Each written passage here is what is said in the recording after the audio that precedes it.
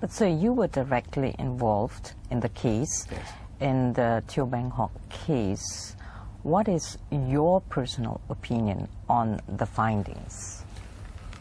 From the beginning, in fact, even before I got involved as counsel for MACC, I thought the decision by the coroner was bizarre, because from what I have read in the newspapers, I thought suicide was staring at us, very much so. Having said that, I must also be sensitive to the family of Teo Beng Hock, just as any family of any other person who is involved with a situation where their relative could possibly be deemed as having committed suicide. Because this is a stigma. We all resist it. It is not necessarily Muslim who resist this. Every race in Malaysia would resist the idea that a family member has committed suicide because of the stigma.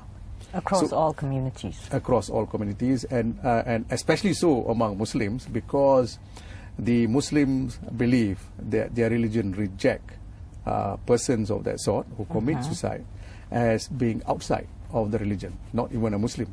If you commit suicide, you're not even considered a Muslim.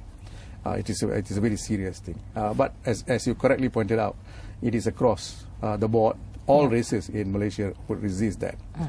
So for the family to say, in spite of the decision of the commission, that it is not suicide, it is quite understandable.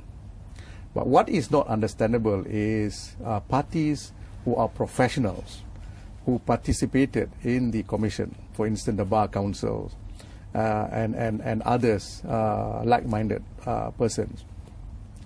If you look at it very professionally, you cannot resist. It is, I would say, an irresistible conclusion that it was suicide.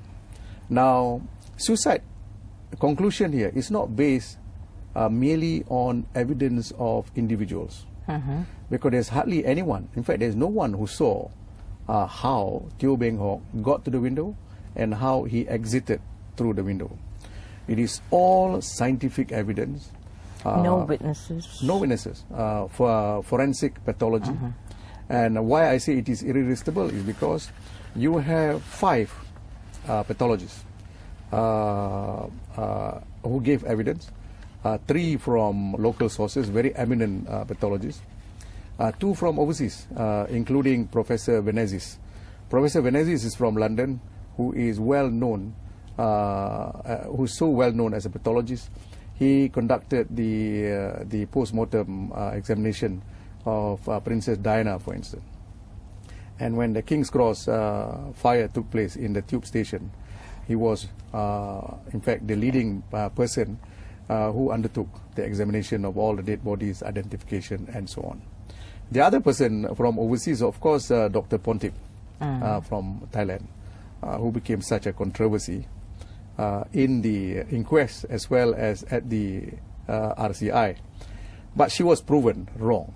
And the commission held that she was wrong in her opinion. And I thought she was just completely off the mark when she started off with a controversial statement that because there were injuries in the bottom part of Teo Beng Hock, namely right at the anal area, she quite easily concluded that there must have been someone who introduced a very hard object, like a stick perhaps, into the anal area of Teo Beng Hock from the outside, inside, and therefore causing such massive injuries. Okay.